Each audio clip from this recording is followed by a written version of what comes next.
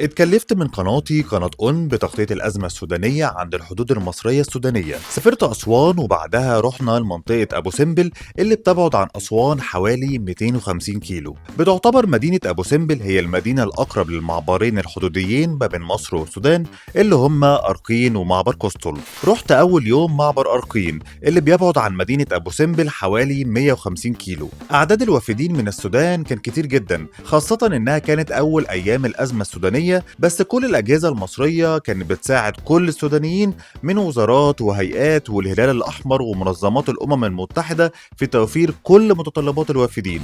نريد أن نشكر وزارة الصحة والسكان بالنسبة لتوفيرهم عيادة خاصة على المعبر في قسطل وفي كركر. أمس زرت الكركر للإصحاح للدعم النفسي مع الهلال الأحمر ومنظمات أخرى ومنظمة الصحة العالمية.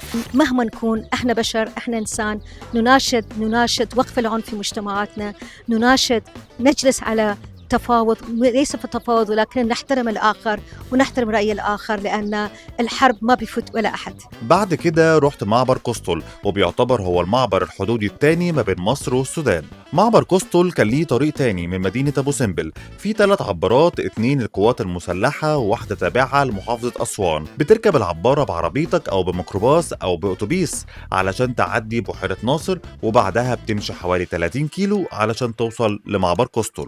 وهناك برضو أعداد الوافدين كان كتير جدا، خاصة إن هم جايين من أماكن الاشتباكات في السودان زي وادي حلفة وأم درمان. كل السودانيين كان لازم ينزلوا مدينة أبو سمبل، بعد كده بيتجهوا لكل محافظات مصر أو مطار أسوان. كمان كان في مبادرات من الأسوانيين الجدعان إنهم يستضيفوا السودانيين في بيوتهم، وكمان يقدم لهم وجبات وكل اللي محتاجينه، ما هم برضو دول المصريين. لغاية لما مشيت كان وصل مصر أكتر من 65 ألف سوداني وأكتر من 6000 من جنسيات مختلفة، وأكتر من 8000 مصري رجعوا أرض الوطن بسلام.